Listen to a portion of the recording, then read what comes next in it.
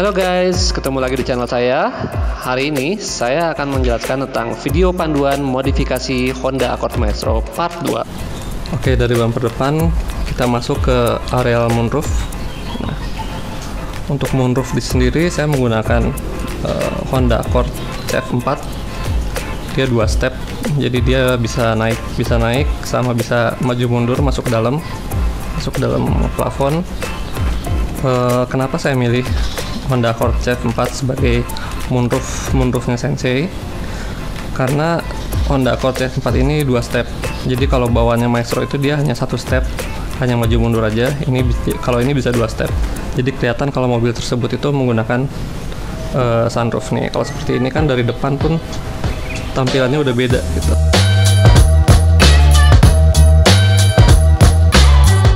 Lalu ini adalah namanya moonroof visor.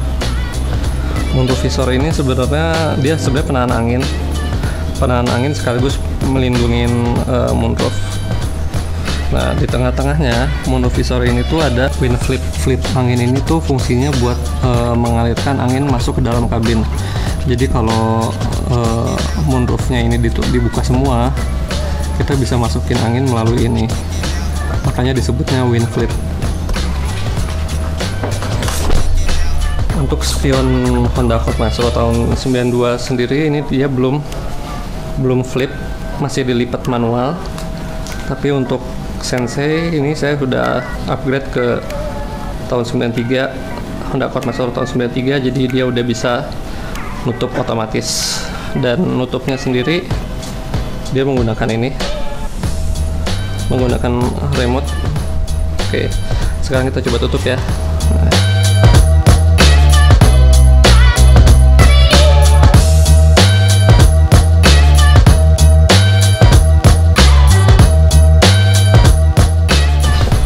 Untuk spion sendiri, harga spionnya itu sekitar 1,5 juta sampai 2 juta tergantung kondisi, udah sama tombol. Lalu untuk modul yang bisa buat flipnya ini yang ada berlahan di alarm, ini nama alarmnya itu alarm M1 guys. Nih, ini alarm M1. Nah, alarm ini cukup awet. Ini harganya sekitar waktu itu 800.000, udah sama pasang dan udah termasuk dibuat remote spionnya. Ini saya pasang waktu itu tahun 2013. Tahun 2013 saya pasang ini dan sampai sekarang masih awet. Yang berubah dari panel bagian depan ini adalah sebenarnya sih hanya tombol fog lamp ini. Ini adalah untuk tombol untuk fog lamp depan Honda Accord Maestro. Kalau untuk sisanya sih sama ya, masih versi lokal sama versi JDM nggak terlalu jauh beda. Hanya ini aja nih, ini saya tambahin stiker personal box ya. Jadi emang ada ini khusus, sebenarnya ada asbak khusus yang terpasang ini. Di dalamnya itu ada karpet berwarna merah. Tapi ini punya saya hanya stikernya aja sih. Oke, selain itu di sini juga terdapat cup holder. Nah, ini cup holder udah agak seret nih guys. Jadi ini buat nyimpan minuman ya. Ini juga cukup berguna nih guys. Jadi kalau kita beli minum delivery atau kita mau nyimpan minuman itu bisa nih guys. Ini muat untuk 1 cup ya. Biasanya kopi atau apapun lah yang ukurannya sebesar ini. Nah, di sini ada tombol sunroof. Nah, ini aslinya itu adalah tombol cruise control sebelah sini. Ini untuk tombol sunroof. Tapi karena cruise controlnya ini karena Sensei itu nggak pakai cruise control, ini saya ganti ke sunroof. Jadi ini fungsinya dua tombol ini berfungsi untuk sunroof. Bedanya apa? Ini kita coba ya. Ini perbedaan antara dua tombol ini adalah ini hanya untuk memasukkan dan memajukan kaca. Nah, seperti ini ya. Dan ini hanya untuk membuka kaca. Nah, tapi ketika kita pencet tombol ini ya, pencet ya. Oke, tombol ini selain untuk memajukan kaca, tapi juga untuk mengangkat kaca keluar. Jadi inilah yang disebut dengan moonroof two step. Untuk Maestro versi lokal, armrest ini belum ada. Jadi armrest ini hanya untuk Maestro versi luar atau versi JDM. Versi USDM pun ada, cuman bentuknya nggak seperti ini. Ada bermacam-macam, ada yang seperti ini juga, ada yang modelnya lain juga ada. Cuman ini yang saya pakai adalah versi JDM, versi Jepang. Gitu. Ya, bedanya ya ini buat armrest ya, buat istirahat tangan gitu. Untuk tombol lainnya, ini antena pol ini adalah antena saya pakai buat menaik turunkan antena belakang. Lalu untuk yang half ini sebenarnya masih berhubungan ya, dua tombol ini. Kalau half itu untuk menurunkan antena setengah. Jadi kalau misalkan kita pencet, ini antena hanya naik setengah serata sama atap mobil. Tapi kalau kita lepasin, dia akan naik full 5 step sampai ke atas. Jadi kenapa harus ada tombol half atau antenanya turun setengah? Fungsinya itu adalah ketika di jalan tol, karena antenanya Honda Accord Maestro itu kan 5 step.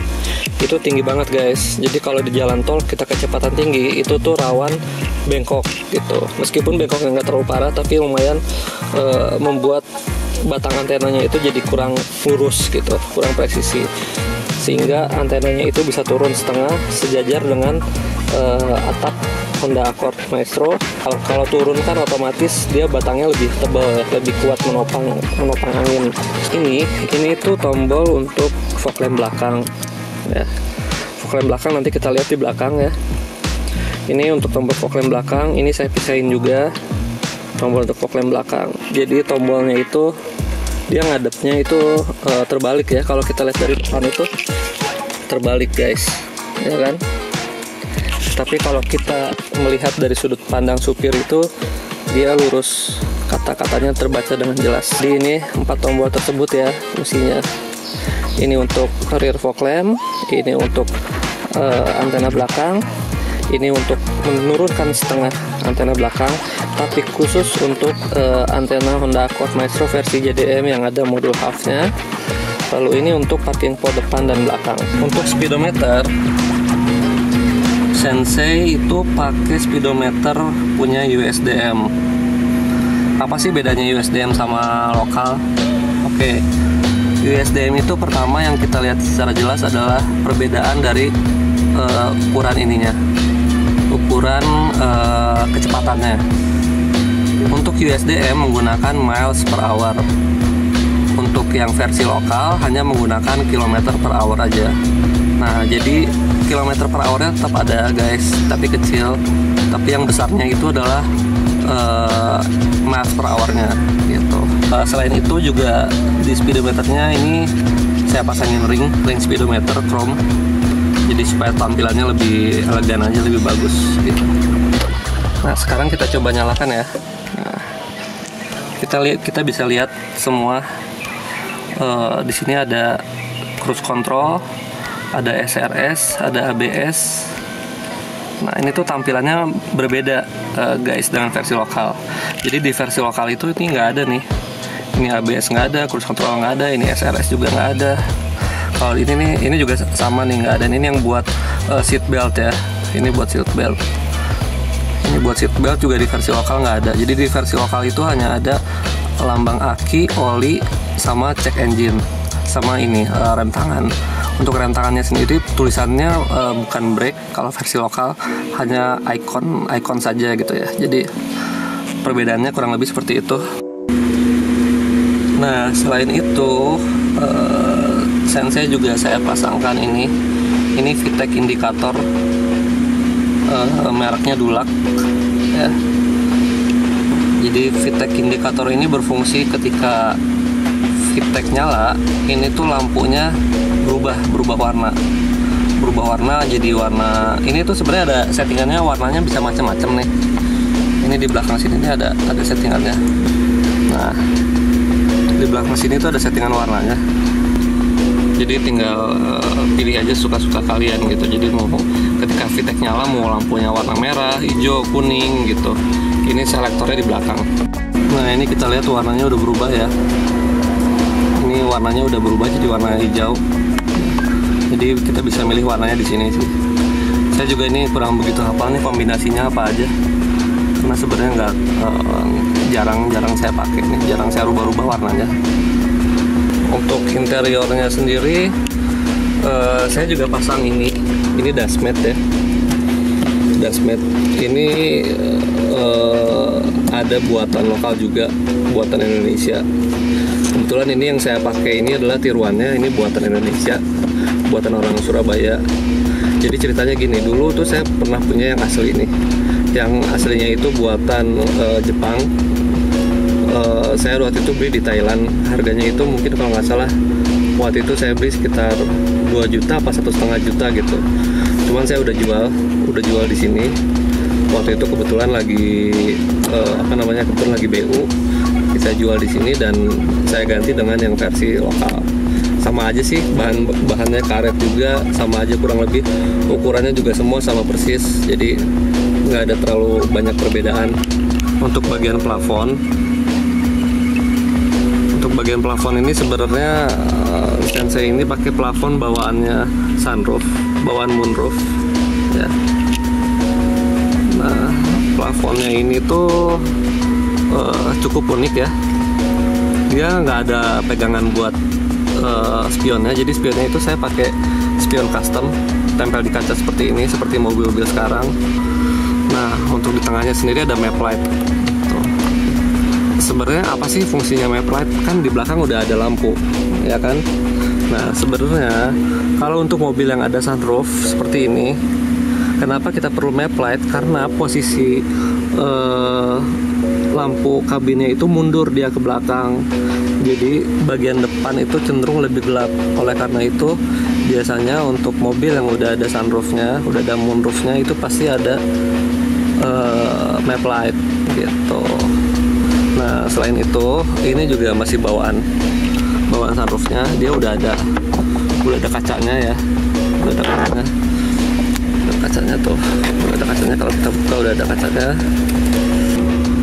Tulisan Jepangnya juga masih lengkap semua. Oke, ini adalah bagian side skirtnya, merek Xenon ya. Oke, kelihatan kan guys? Oke. Ini side skirt Xenon ini dia satu paket dengan lip bumpernya, lip depannya. Ini juga sama, terbuat dari karet, lentur banget ya. Velg yang saya pakai ini adalah NKRS Evolution ring 17. Dia depan sama belakang lebarnya belang. Depan itu kalau nggak salah lebarnya 7,5 dan belakang itu 8,5. NKRS Evolution ini dia bautnya ada 5 ya, jadi untuk Maestro itu kan sebenarnya hasilnya 4 baut. Nah, ini saya bubut di kawasan Jakarta Selatan, namanya Sarinande. Dia udah terkenal bengkel bubut untuk ganti PCD. Nah, sekarang dia PCD-nya udah 5, baut 5 kali 114. Kenapa? Alasan saya kenapa mengganti ke baut 5, karena menurut saya itu velg-velg keren itu banyak kan terdapat di baut 5. Makanya ini saya ubah ke baut 5. Untuk piringannya sendiri saya menggunakan piringan Brembo ya. Dia udah ada drillnya, udah ada lubang-lubangnya, jadi lebih anti panas. Oke, Brembo ini saya beli waktu itu harganya kalau nggak salah 1 juta ya, 1.200.000 apa 1 juta berapa gitu. Oh ya, untuk velgnya sendiri ini depan belakang velg aja itu pasarannya sekitar 13 jutaan. NKRS Evolution. Untuk bannya sendiri saya menggunakan GT Radial HPY, Campira HPY. Untuk depannya ini 20545. Untuk belakang saya menggunakan ukuran 21545. Untuk suspensinya sendiri saya menggunakan suspensi standar dari KYB Gas, namun PR-nya saya menggunakan Aiba Sport Kit, jadi tampilannya lebih pendek.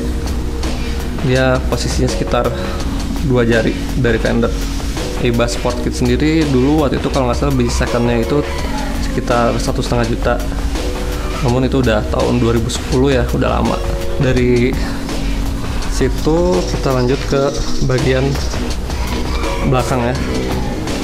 Oh ya, kalau di sini kita bisa lihat di sini ada emblem Honda of America warna gold ya. Saya pakai warna gold karena dia ada versi silvernya juga. Ini namanya rear visor. Rear visor ini sebenarnya bukan aksesoris aslinya Honda Accord Maestro, tapi ini adalah versi customnya untuk Honda Accord Maestro. Ini buatan Malaysia. Nah, rear visornya ini kalau nggak salah brandnya itu adalah namanya AG rear visor. Untuk door visor saya menggunakan aslinya Maestro. Ini aslinya Honda Access ini. Jadi dia ada clip-clipnya. Jadi dia nggak cuma di double tip, tapi ada clip-clipnya juga di sini. Ada beberapa clip, setiap ini ada beberapa clip. Jadi pasangnya ini agak cukup susah karena dia harus lepas pelipit kacanya dulu, baru bisa dipasang, baru dicantolin klip-klipnya. Nah, door visor ini kalau nggak salah harganya satu set itu 1,5 jutaan ya. Nah, ini parking pole yang saya bilang tadi ya. Di sini saya menggunakan spoiler untuk Maestro versi SIT.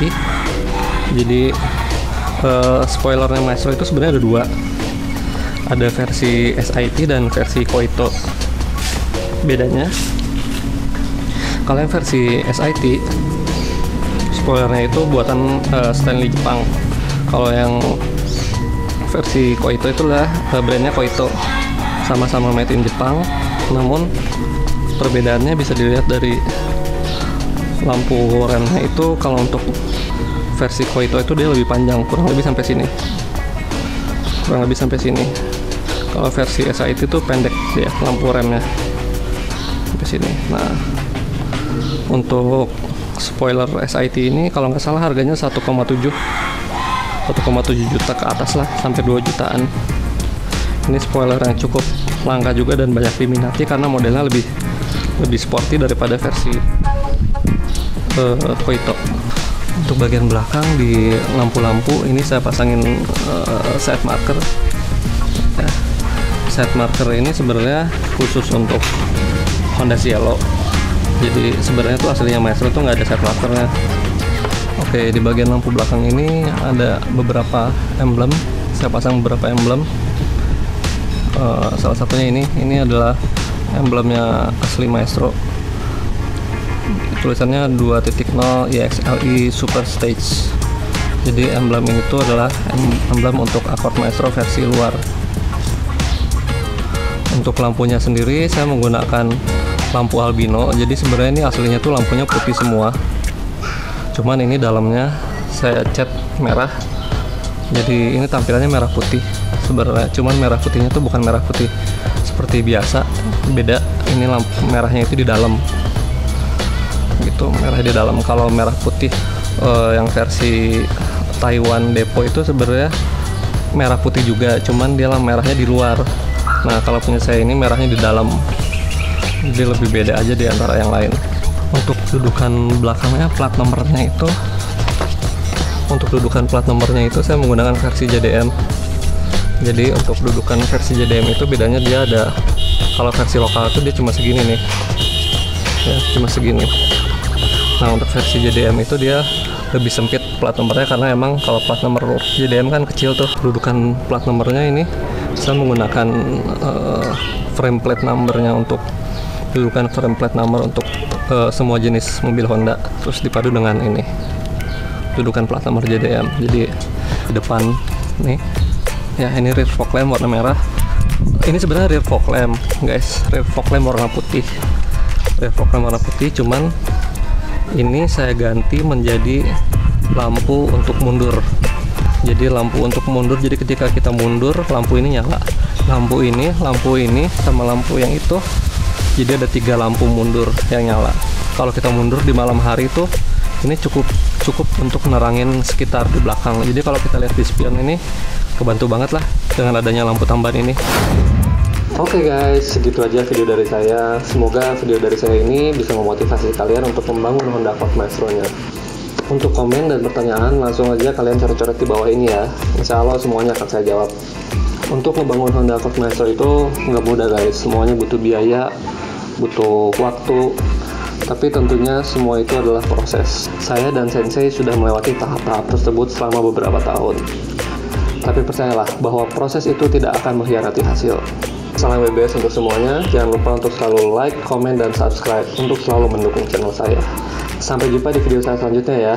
Oke, bye-bye.